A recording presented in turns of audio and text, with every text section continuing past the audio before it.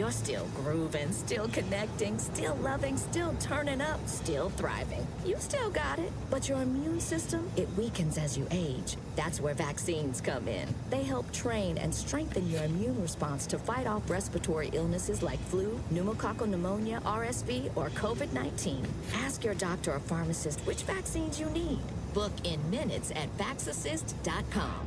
Sponsored by Pfizer. This new year, get started on your next success with University of Maryland Global Campus. Apply by February 11th and get your application fee waived. An accredited state university, UMGC offers online and hybrid classes, along with more than 135 degrees and certificates in fields like business, cybersecurity, healthcare, and more. Gain the skills you need to achieve your career goals. Get your application fee waived through February 11th. Learn more at umgc.edu. Certified to operate in Virginia. Good afternoon. TDOT's out here working with a couple of problems, but right now what we're seeing is actually light traffic going north on 65 up through the Madison area. Hopefully it'll pick up here in the next few minutes. Trying to get south of town. It's still moving fairly decent. 65 south as you pass OHB down in Brentwood, Franklin, continuing down through Williamson County. Lots of radar. 24 out through Rutherford County. When you need dependable towing for your car and truck, call STR Towing and Recovery. I'm Commander Chuck. You're on time traffic. We do it your way, Sir Pizza. Your favorites can now be ordered online at sirpizzatn.com. Carryout and delivery are available. Just go to sirpizzatn.com and tap the location closest to you. Rutherford weather. Increasing clouds tonight, all low near 49. Mainly cloudy on Tuesday, high near 65. Areas of fog Tuesday night, low 44. I'm meteorologist Laura Lockwood from the WGNS Rutherford Weather Center. Right now, 66. This is Pastor Nikki Ajapong, the lead pastor of Holy Hill Chapel in Murfreesboro. Hear our sermons on WGNS every Sunday night at 7:30. Everyday life, never take it for granted. Visit Holy Hill Chapel, tn.org to hear our podcast. It's a blessing. We're the Good Neighbor Network. FM 101.9 and AM 1450 Murfreesboro. FM 100.5 Smyrna. Audio and video streaming at wgnsradio.com. From the first pitch to the final buzzer, this is where the conversation starts. All sports talk on WGNS and Big G TV, covering the Preps, MTSU, news from Tennessee and nationwide. Now, here's All Sports Talk on the Good Neighbor Network. Good afternoon. Welcome to All Sports Talk, a Friday edition.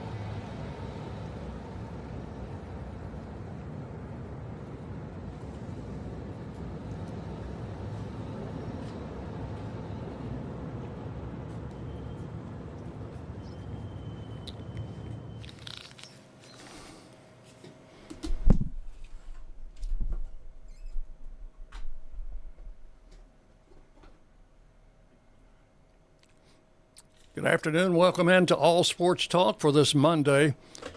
Dick Palmer with a special guest in studio. Today we're going to be talking quite a bit about high school sports, high school athletics, and that sort of thing with Matthew Gillespie, who is the Assistant Executive Director of the TSSAA. Welcome in. Thanks for having me, Dick. Good to be here. Not your first trip up here. I've heard you on with Tim before, and we certainly appreciate you taking the time to do this. Oh, happy to do it and happy to be on with you for sure. And one with one of your duties, I understand, with the organization is media relations, so you count this as part of your job. That's right. I'm still working right now. That's it. Well, and you live here, don't you, in Murfreesboro, and have been, I guess, ever since you were a little tot. Born and raised, yes, sir. Yeah. So, TSSAA, everybody knows what that stands for, and we're going to get into some of the inner workings of the organization a little bit later on in the show. But you mentioned you were born and raised here. Your dad was a dean at Middle Tennessee State University, and so you went to high school and college here too, I assume. Yes, sir. Yeah, no, born and raised and grew up literally. If anybody remembers the old message board right in front of Murphy Center, my house was directly across the street. So for years and years and years, as you mentioned, my dad was a dean of admissions and then elevated to vice president of enrollment management. Kept that position and retired shortly before he passed, and that was back in 2001. But we grew up across the street, and I could hear every concert. We would walk over to every single basketball game. Girls and boys never missed one, walked over to every – I was telling my son literally, we were at the men's game the other day. I said, man, it's, we'll get in the car and go. I said, but it was a lot easier when I lived across the street. I said, we'd be home in 3 minutes.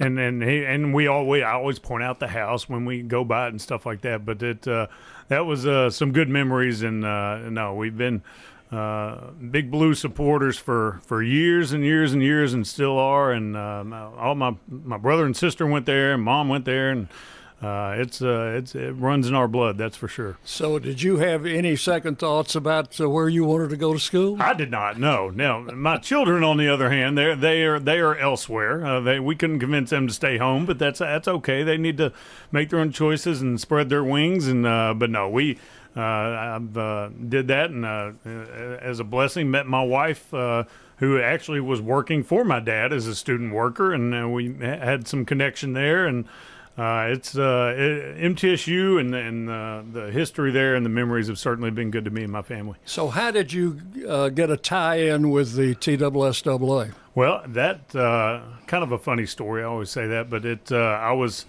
in my time at MTSU, I didn't know what I wanted to do. I majored in broadcast journalism. I wanted to be, the next, whoever calling games. You wanted my job. I wanted, yes, that's right. I wanted to be the next Dick Palmer is what I wanted to be, and did the broadcast communications and that major in media stuff. And I thought, well, I wanted to do something in sports, so I got to get something with sports on my resume, on my background. Well, as a student worker in the SID department, I had done stats for, doing all the stats at the table for all the MTSU games in the SID department. Well, TSSAA state basketball tournaments were there too. So did you work with Mr. Gibbon? I did. Ed Gibbon, worked under him. Jim Horton was the assistant SID at the time. Janet Lehman, I met her during that time, and we worked together. And Janet still runs the company that we use to do stats for all our tournaments. And through that, I worked stats at TSSAA tournaments. And my dad had done a lot of the PA announcing for the state tournament games, and he knew some TSSAA folks, and we made a connection there, and I got an internship. And long story short, Mr. Carter told me when Ronnie Carter, who hired me, when I started the internship, said, well, I want you to enjoy this, and I did, and was fortunate enough to kind of take over the media relation duties during my time there. And he said, but this won't turn into a job. Hope it's a good experience for you. And about 6 months later, it turned into a job. And here I am 28 years later. So, and I assume it's something that you like, because you wouldn't have stuck around if you didn't like it, huh? I love it. It's just good to be, of course, I just love sports in general, any level, the youth level.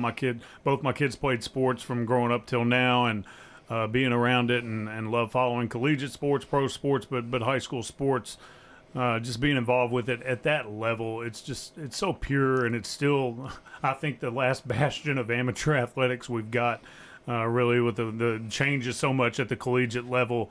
And it's just so enjoyable, and the people you meet, and I deal with so many different aspects. I oversee a couple sports, but as you mentioned, one of my main responsibilities is media relations, and the relationships I've built with folks in that area, whether it's broadcasters, TV folks, newspaper writers.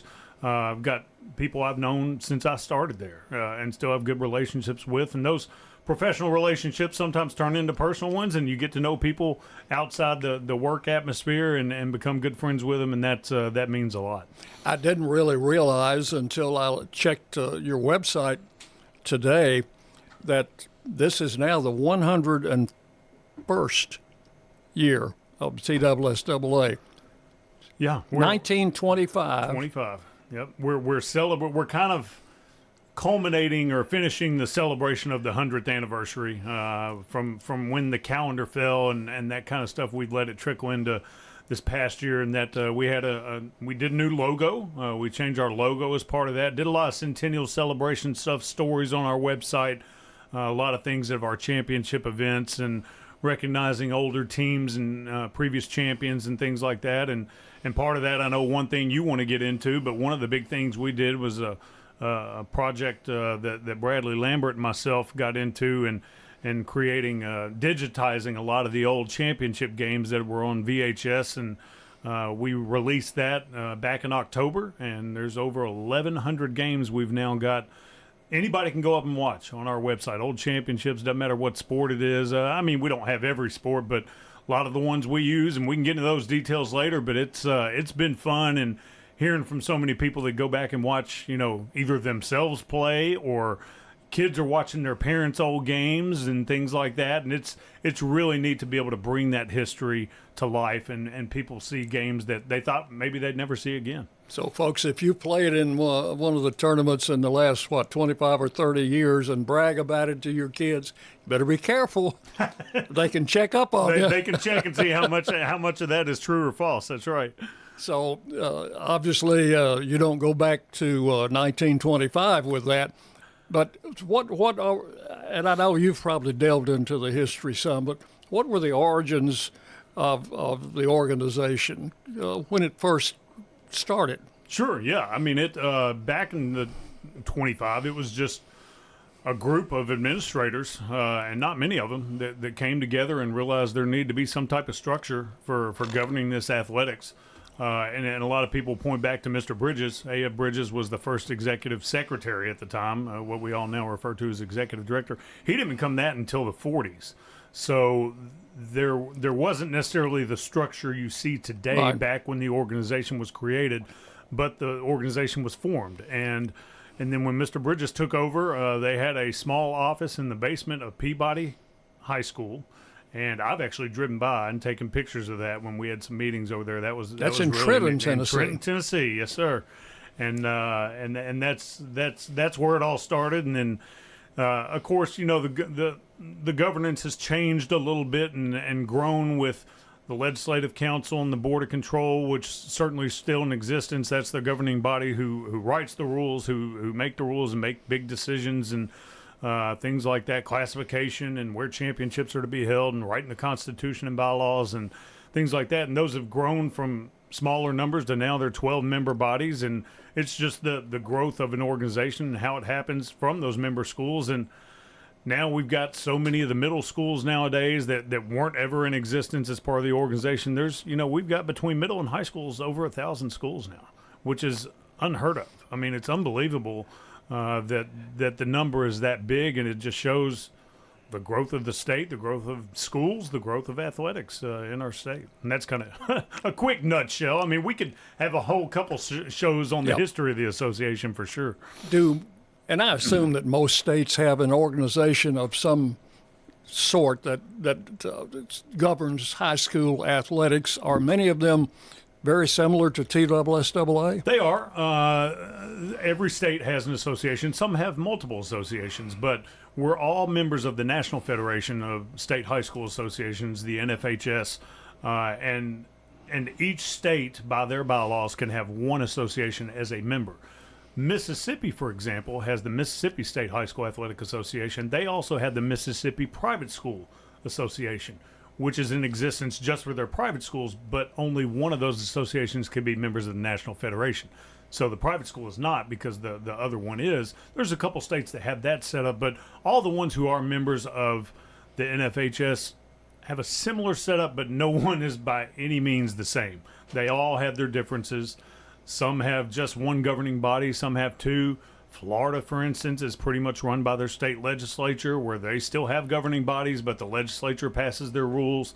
A lot of people have similar transfer rules. Some of them are so different. I mean, there's a lot of similarities, but so many differences as well. That leads me into my next question, because I'm sure a lot of people think TSSAA is just a branch of the state government, but that is not the case, is it? It's not the case, no. It's a private organization built up of member schools who choose to belong on a voluntary basis, and they sign an annual contract and they join as members. They have, similar to a legislature, the process of electing members to represent them is similar. They vote on members every so many years. and they become part of that governing body, and those members represent their constituents, the member schools, and they get feedback from them on proposals to change rules, and the transfer rule, which so many people have seen change and is continually changing. As we've seen so much at the college athletic level, so many things trickle down to the high school level. Not in every state, but it certainly had its effect, and that's one example. But, anytime there's a change in rules, that comes from the grassroots of the schools. Any member school can make a rule proposal change. That goes through the governing body, the legislative council. They make those votes on whether they want to change it or not, and that's how the rules get changed. And so it's not you folks dictating rules to the schools. It's the governing bodies, not one but two governing bodies, I guess, the Board of Control and the Legislative Council. It's the schools themselves, yes, that write the rules. Our office, which is we've got about 18 staff members, we administer the rules, we run the tournaments, we interpret the rules, we talk to member schools about the rule changes, we deal with eligibility on a daily basis, process that, run the state tournaments, things like that, that we do from an administrative standpoint. But no, we don't write the rules. Sometimes we have opinions on the rules, and our opinions aren't necessarily listened to. It's again, that's the beauty of the way it's set up, is it's the schools that write the rules, and they have that process in place. So it's really a democratic setup. It is. It truly is. Yes, sir. And I know this is the organization has grown a lot over the years with the growth of the schools that are members. You folks are getting ready to move into a new home. You may already have moved in, as far as I know. I wish, but no. It's in the. Today is the first day I saw something physical on our property that looked a little different. We have stakes in the ground that have marked where construction will begin. But we are in the process. We just finally closed on the loan with the bank for the building of our new office building. The office building we're in now, as we were talking about earlier, started in Trenton, and then in 1969 they bought the property on Lebanon Road in Hermitage, which is where we're currently housed at, and that was built in 1969. So over 55 years ago, that building was built. At the time, they had an office structure of about 7 people. We have about 18 now.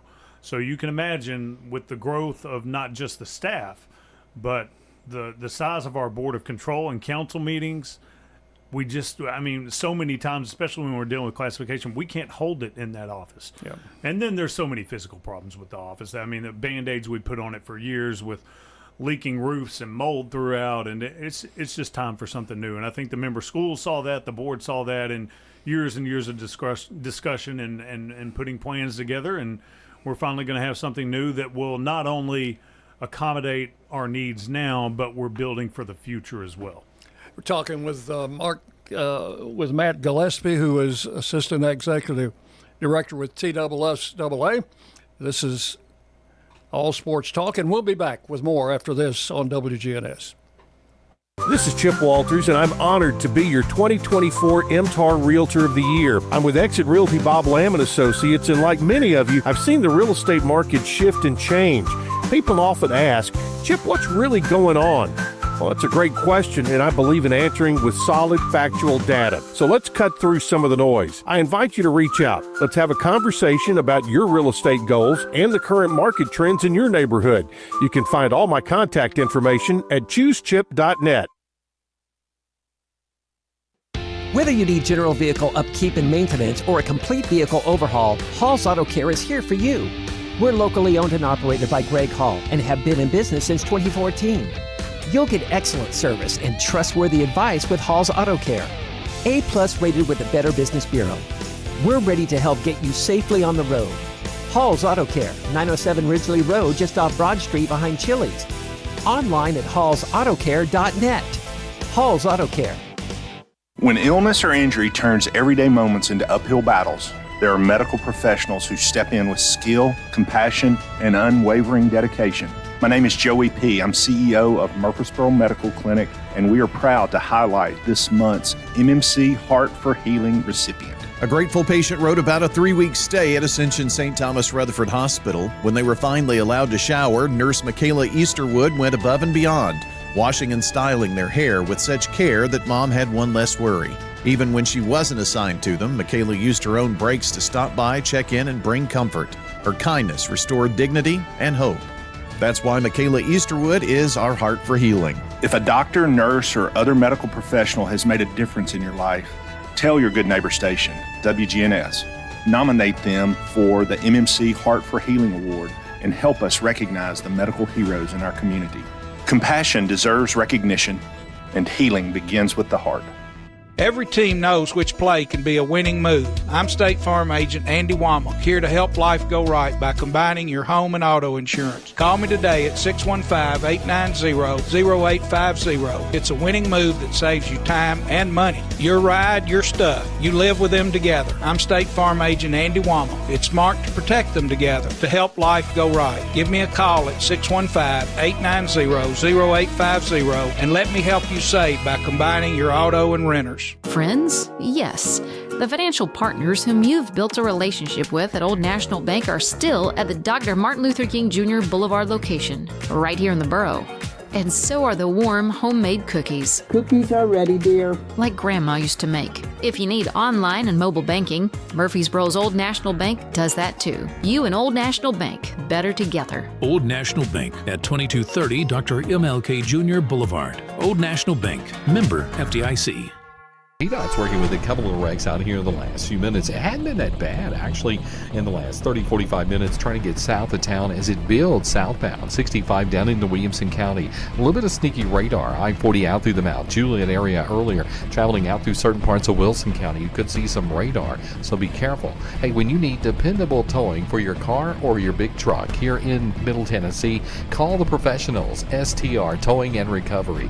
I'm Commander Chuck with your on-time traffic. It's all sports talk from the Good Neighbor Network, FM 1019, 100.5, AM 1450, wgnsradio.com, and Big G TV.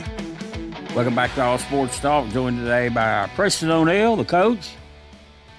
Welcome back in. Dick Palmer with you, and Matthew Gillespie of TSSAA is my guest today, and Matthew was going into some of the organization of the TSSAA when we broke for commercial. But tell me about the Board of Control and the Legislative Council and how they are different and how they are similar. Well, similar in the aspect that they're elected in a similar fashion. So a board or a council member will serve a 3-year term.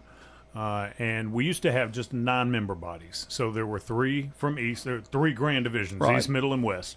3 from each grand division, and kind of they represent athletic districts. I guess, athletic districts 1, 2, and 3 would be Upper East Tennessee. Then 4, 5, and 6 would kind of be Knoxville and a little down, so on and so forth. And so each area could elect a representative to each one, serving on a 3-year term. And then as the structure of the organization changed years ago, many people remember when Division II was created back in the late 90s.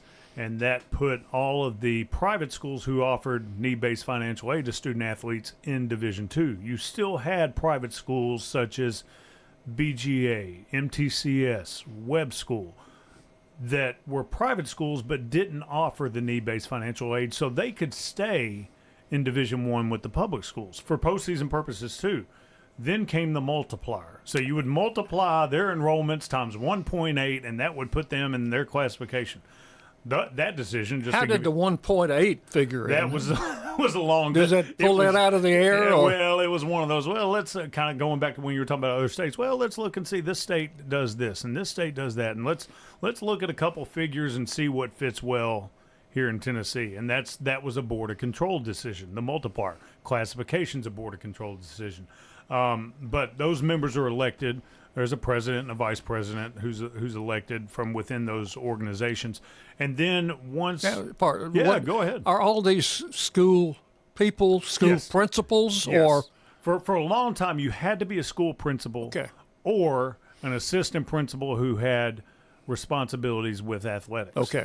That was recently changed. Well, I say recently, a handful of years ago, to where that opened it up to athletic directors who are certified through an athletic director educational type thing that they have. So it's a little more open to other administrators. And the athletic director's role, I can't think of a school who doesn't have an athletic director. For a long time, you remember it was just, well, we'll give it to the head football coach, or we'll give it to this guy, and they just kind of, it's so much of a need now at every school with all the responsibilities they have with us, but also just with running the sports within their school. You can't just do that with each coach. It requires an administrator. But those organizations, then we eventually added, once all the private schools moved over to Division II, which that was a decision by the Legislative Council. That was something that had to be changed in the Constitution and bylaws. To give you an idea, a little difference in those responsibilities. Once that was done, then they decided, well, they've got to have equal representation. So they implemented a West Tennessee, Middle Tennessee, and East Tennessee private school representative for each body. So they went from 9 to 12 in each body. Okay, now, is there any cross membership in the Board of Control or Legislative Council? Are they all entirely separate? All entirely separate. The only thing you have is that the president of the board sits on the council as an ex officio member, and the president of the council will sit at a board meeting as an ex officio member. So they have no voting rights, but they are there basically to kind of soak that information in, those discussions, if they need to pass anything along to the other governing bodies and so forth, or if they've got questions at a board meeting of, well, what did the council do last meeting? Well, they can speak up and speak to that. So these groups meet on a regular basis from time to time throughout the year. I guess, quarterly or what? Well, the board meets, as written in the bylaws, meets 5 times a year. Okay. Many times you have special call meetings, so that can increase that number. The council is scheduled to meet 2 times a year. Again, with instances like we've seen with the uptick in discussion of the transfer rule and things like that, they've met more than twice a year in recent years, but per the Constitution and bylaws, they are scheduled to meet twice a year for the council. Okay, let's talk about rules, because your group is the administrator and enforcer of rules that are made by somebody else. That's correct. Yeah, so those rules, the Constitution and bylaws, so the rules that we refer to, the eligibility rules, the age rule, the semester rule, transfer rule, all that stuff, that's in the Constitution and bylaws.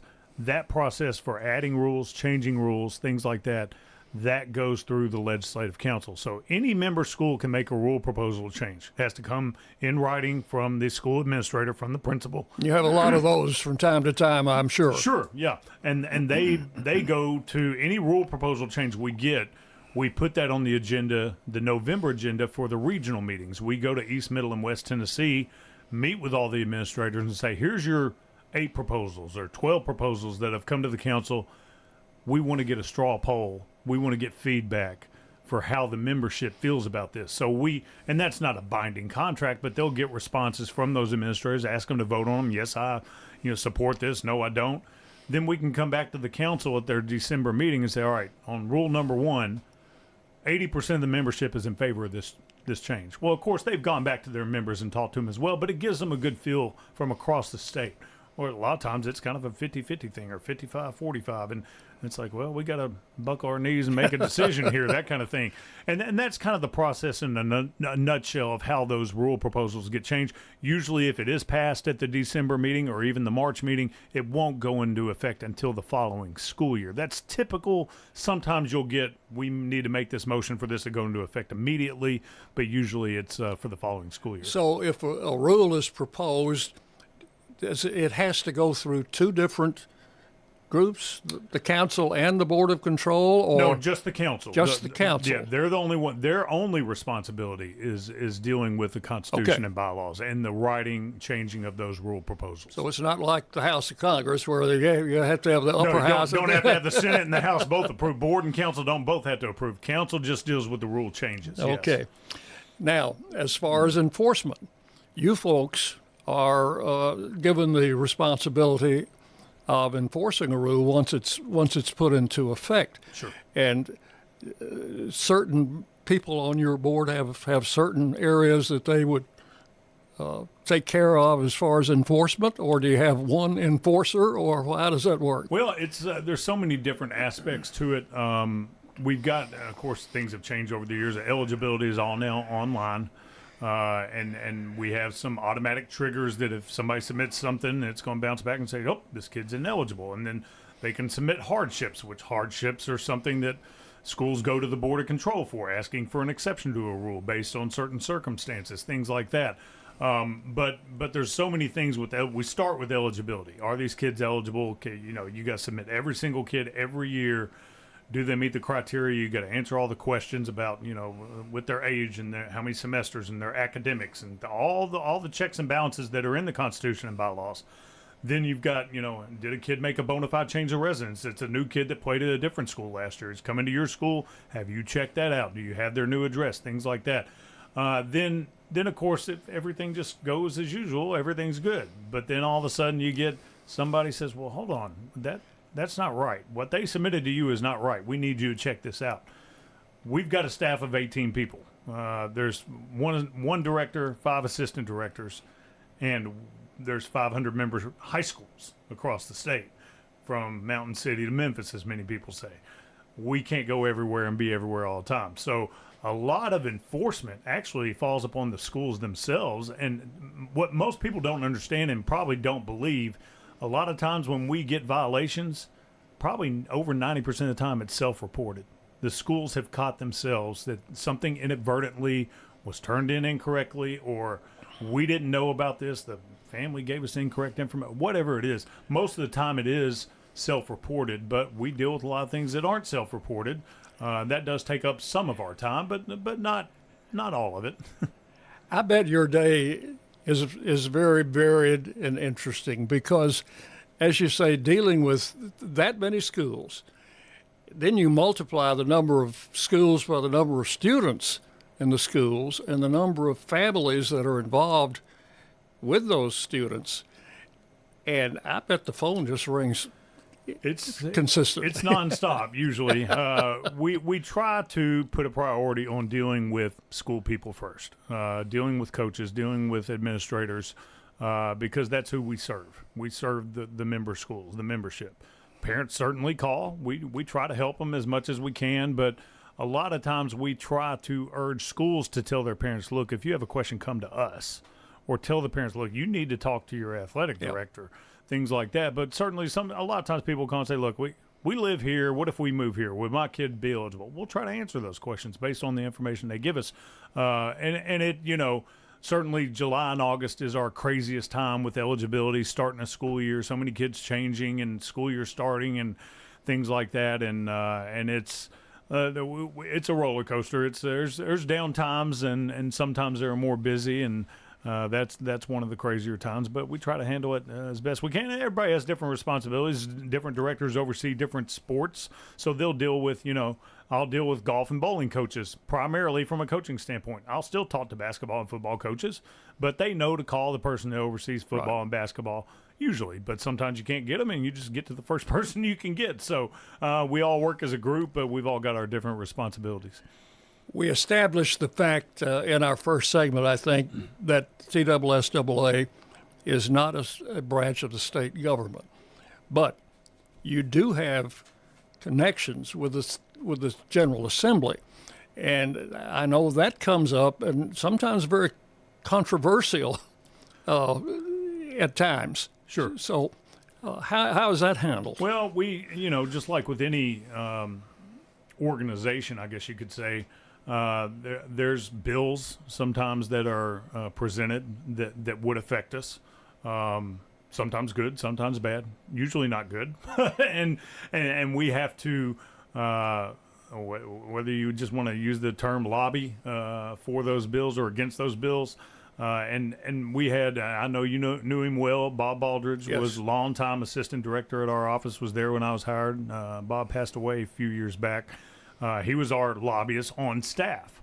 And when he retired, we didn't know what to do. And my sister worked at the legislature, and they thought, oh, you got a connection down there. You just be our lobbyist. And I thought, I don't know how to do this. And I gave it a whirl for a few years and did my best. And it's a different world for sure. Anybody who deals with the legislature or has or is a representative knows unless you've been involved with it, you don't really know what you're getting You into. got any stories you can tell without naming names and places? There's probably, that'd be a whole nother segment as well. But the best story is to tell you what we've progressed to now. So finally, Mr. Childress, who was executive director after Mr. Carter retired, Mr. Childress retired about 4 or 5 years ago. He finally said, look, you've got a lot of responsibilities at the office. You either need to be giving 100% downtown or 100% to the office, and I prefer it to be in the office. We're going to figure out something else. And so I was semi-relieved. I enjoyed the people I'd met down there and connections I met, but it was not. You really got to have that in your blood to deal with that, at least in my opinion. But we have progressed to now we have a full-time lobbyist that represents us. So in situations like that, you tend to learn who you can trust and who you can't trust. Sure. And you just proceed from that base, I guess. Yeah, and it's, there's a lot of people who are representatives or state senators who have a background in education. We're former educators. A lot of those people know more about our organization and how it works. And a lot of that, the misconceptions on their end are just misunderstandings in that they just don't understand how the organization is built, how it runs, things like that. And I think when they get a better understanding, they get a little better picture of it. And it's about educating them about who we are and what these member schools represent and how they write their rules and things like that. So, and there's ongoing conversations every year about one bill or another that's been passed. And the transfer rule is something we're currently dealing with and having conversations with them about. So is it a state of kind of peaceful coexistence right now, or you hope that it is? I'd say it's certainly, there can be some angst on one side or another, and some people saying you don't know what you're doing, and you're wrong, we're right, but you try to come together at the table and have a good relationship and make things work. Okay, talking with Matthew Gillespie, Assistant Executive Director of TSSAA. And we'll be back for our final segment after this on All Sports Talk. Jennings & Ayers Funeral Home has served Murfreesboro families with compassion and care since 1880. As a family-owned funeral home, we're committed to honoring every life with dignity through traditional services, cremation options, and pre-planning that gives you peace of mind. For over 140 years, we've been here when it matters most. Visit JenningsandAyers.com. Jennings & Ayers Funeral Home, honoring life and comforting families since 1880.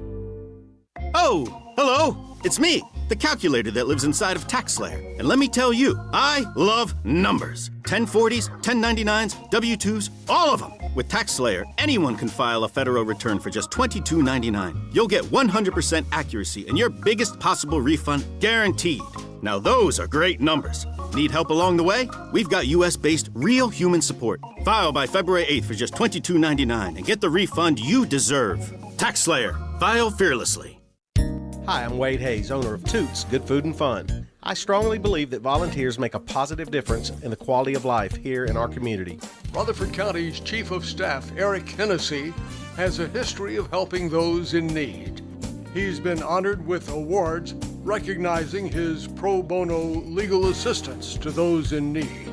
In addition, his involvement in mission trips, service on both Main Street, as well as the Discovery Center's boards, Eric Hennessy. At Toots, we strongly believe that it's important for every one of our citizens to give some of their time and talent back into the community. And we want to honor these individuals with a Toots gift certificate good at any of our Rutherford County locations. 860 Northwest Broad Street, on Church Street in the Barfield area, in Smyrna on Sam Ridley, and Toots West on Franklin Road at Rucker Lane.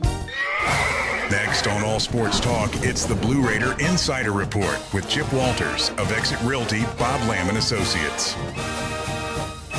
Well, good afternoon, everybody, and some big news for a couple of Middle Tennessee basketball players. First of all, on the men's side, Alec Oglesby, a grad student from Lawrenceville, Georgia, selected as the Conference USA Player of the Week.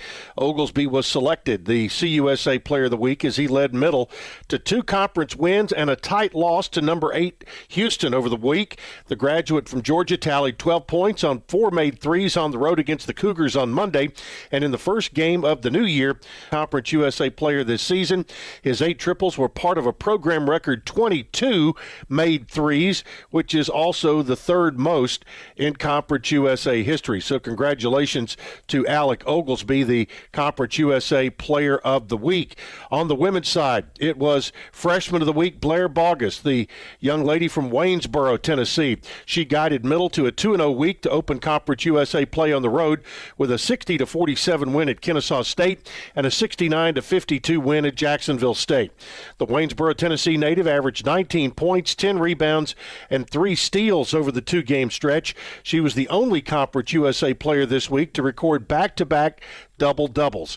Bogus posted a career-high 25 points, along with 10 rebounds and 3 steals against Kennesaw State on Friday.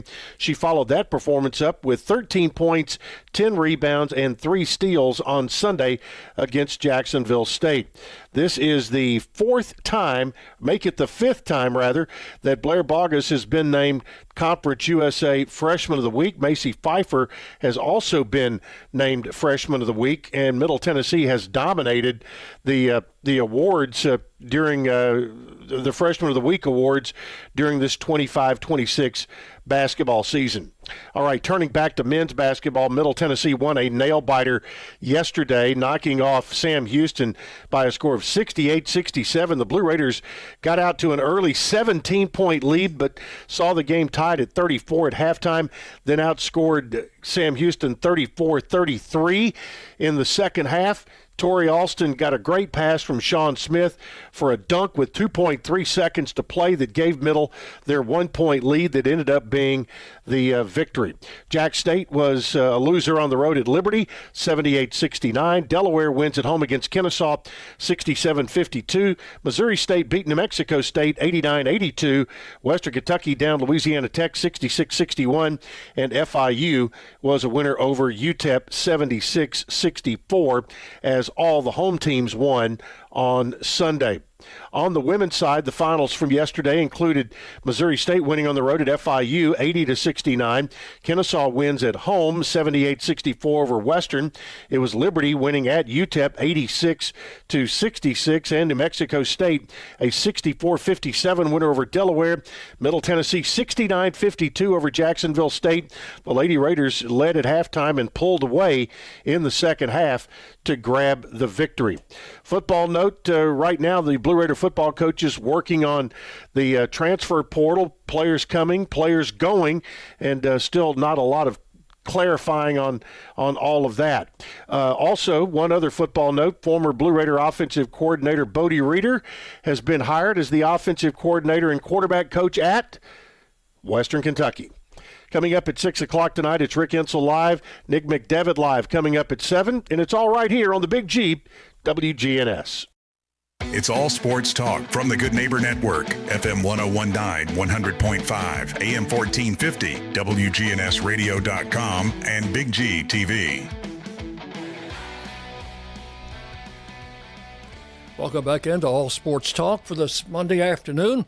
Matthew Gillespie from the TSSAA headquarters in Hermitage is my guest.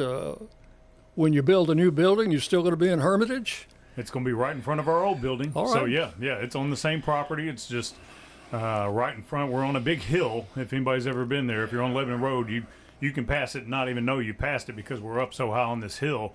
But we're going to build it just a little bit closer to the road. And what we're going to do with the current building, we don't know yet. Could lease it out, could tear it down, could sell it to somebody. I don't know yet, but that'll come in due time.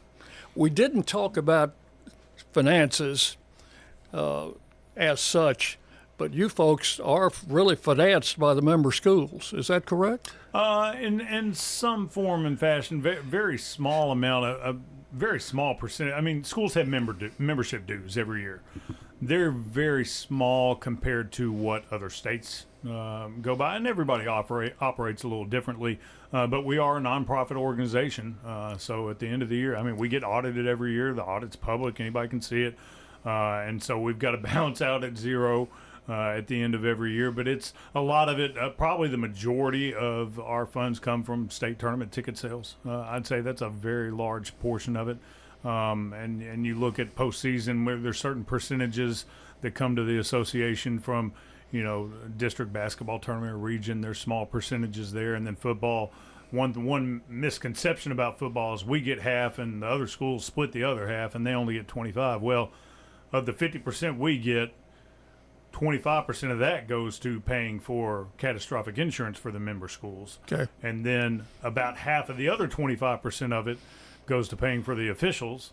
So really, when it's all said and done, we probably only get about 8 to 10% of that gate when people think we get 50. So it's there's different ways, but it's the receipts from tournaments are probably one of the biggest forms of letting us operate. And this is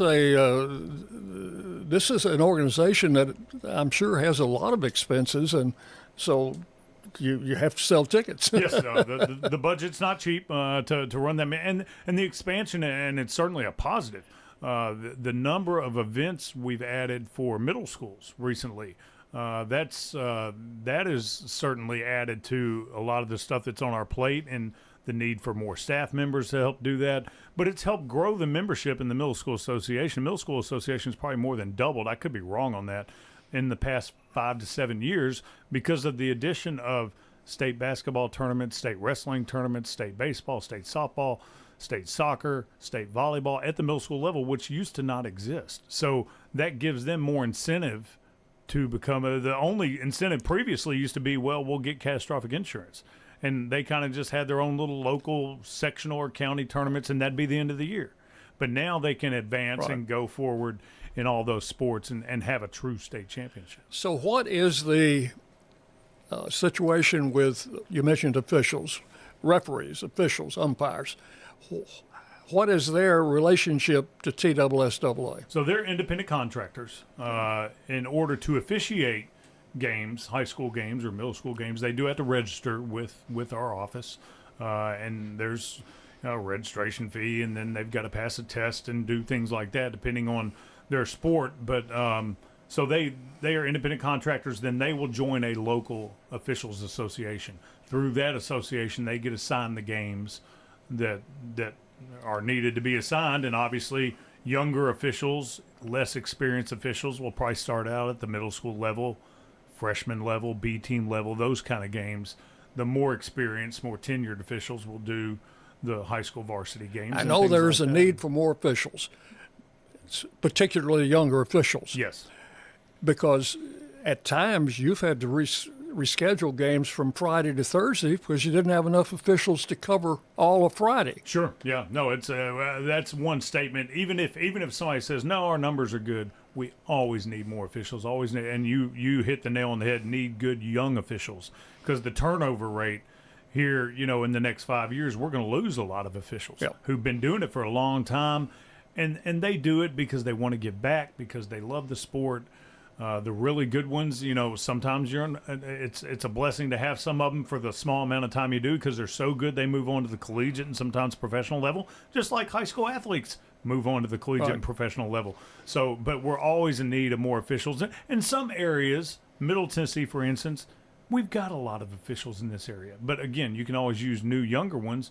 But some areas like rural West Tennessee or Upper East Tennessee, where the populations aren't as big, we are hurting a little more, and you're scraping by to make sure every game is filled, and maybe having to grab officials from further away to fill those needs. I wanted to talk to you a little bit in the time that we have left about eligibility, because you mentioned when we were talking during the commercial that the eligibility rules have changed somewhat over the years. Sure, yeah. I mean, they're constantly changing. I mean, there's always proposals from member schools of items they feel that would be good for eligibility rules, whether it's something regarding the transfer rule, or a lot of times the proposals to the council will be, in regards to the calendar and practice time and when, certainly the dead period is something people are familiar with. And then there's certain dead times for certain sports at other times once their season ends, and when you can have open facilities. And the calendar is one thing that you constantly see proposals for and changes for. Eligibility, here's a great example of a change that I think people either maybe aren't aware of or maybe, but it wasn't too long ago when if you played basketball at school A, let's just say, and you transferred to school B, you had to sit out not only in basketball, but also in football, baseball, softball if it was a girl, and track. All those sports were lumped together. So if you had eligibility in one and you transferred, you had to sit out for 12 months in all those sports. Yeah. And so the schools thought, why are we doing this? And there was a reason for it back in the day. But as things progressed and people just thought differently, they finally a rule proposal went into the eligibility in each sport needs to stand on its own. So your eligibility in football only affects you in football. Your eligibility in baseball only affects you in baseball. And because a lot of these good athletes are proficient in more than one sport. Oh, sure, absolutely, yeah. And I think you see, and you'll hear it from us, you hear it from so many coaches and people at higher up levels. Multi-sport participation is a very positive thing from a physical standpoint and mental standpoint for the athletes that want to do it and can do it. Certainly don't force them to do it. But I think so many people you hear get college recruits, well, first thing we look at is kids who play more than one sport, things like that. So that's certainly a positive thing. When we were talking about NIL a little while ago, you mentioned something that has changed. Say I'm a high school pitcher, a good high school pitcher, say at Rockvale High School or somewhere else, and I want to give pitching lessons to younger kids, 9, 10, 11-year-old kids, and I want to charge them a nominal fee for that. Sure. Now, how has that changed? So previously, before what everyone knows as the NIL rule or rules, whether it's the collegiate level or now at the high school level, that would have been a violation under the TWSA, what we've always referred to as our amateur rule. And people, we'd see violations in that, certainly inadvertent, because who would think anything about, I'm giving a tennis lesson or a pitching lesson or a hitting lesson or whatever it may be. I'm going to make $25 for doing this or whatever. And kids don't think anything about that. Parents wouldn't think anything about it. But it technically was a violation. So one of the changes in the amateur rule, or as many people refer to as the NIL rule, is that is now allowed. And the changes to where athletes can make money based on their athletic ability allows for situations like that. You don't see the numbers you see at the college level, at the high school level. And that's not reported to us. We don't get NIL reports and things like that, but there's not the, the open market for the $4 to $6 million quarterback at the college level is not what happens at the high school. And of course, there's the differences at the high school level. The portal in NCAA is wide open. They can change every single year. Right now, our transfer rules are still in place. That might change a little bit, but it's not going to change what the NCAA has. And certainly that's where a big difference is. I hope I don't see that day. I hope I don't either. I'm right there with you. We mentioned classification, and we've got less than a minute. So quickly, reclassification every 4 years? Every 4 years, yes, sir. Yeah, and the schools, the board will take enrollments, look at that. The board certainly, the biggest thing I think that schools focus on and the board deals with is the structure of classification. Schools are going to fall where they're going to fall in regards to where their enrollment is and how it's divided up. It's just how many classes are we dividing that up in? And 6 in football and 4 in baseball and basketball, what's that number?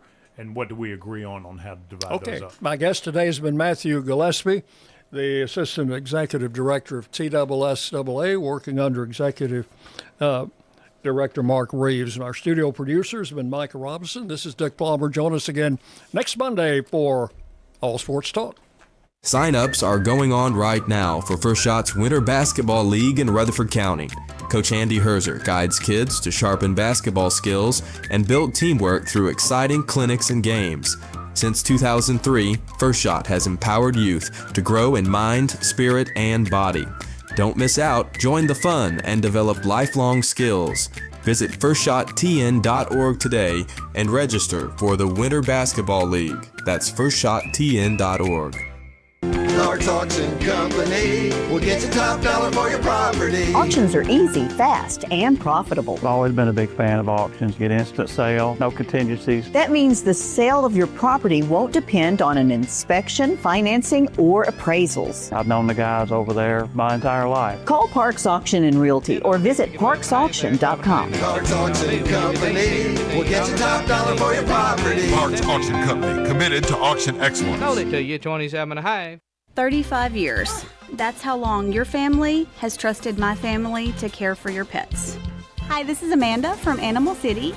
Get your pets. New Year off to a great start with some fresh accessories and some new toys. Even though it's wintertime, our baby bird nursery has a lot of wonderful occupants. If a new feathered friend is in your future, come in and see us at Animal City. Stop by and get the best quality pet gear in town. Come see us at Animal City, 919 Northwest Broad Street in Murfreesboro. This is Wade Hayes from Toots Restaurants. One of the things that put us on the map here in Rutherford County was our daily specials. Now you can go to our website, toots.com, and click on the Daily Specials tab to see what those are. Hey, this is Jack Hayes. Come over to Toots Restaurants and play our cool arcade games. And while you're at it, come check out our menus. Thank you, Rutherford County. Thank you for dining with us since 1985. Thank you for dining with us for 40 years. From the Fox Sports Studios in Los Angeles, here's Isaac Lowenkron. 3 head coaches were fired on Black Monday in the NFL. The Arizona Cardinals fired Jonathan Gannon after 3 seasons, a record of 15-36, including 3-14 this year. The Las Vegas Raiders fired Pete Carroll after one 3-14 season. The Cleveland Browns fired head coach Kevin Stefanski after he won 2 Coach of the Year awards and made 2 trips to the playoffs in 6 seasons, but went just 8-26 over the last 2. ESPN reports Stefanski currently is expected to speak with the Falcons, Giants, and Titans about their head coaching jobs, and that the Titans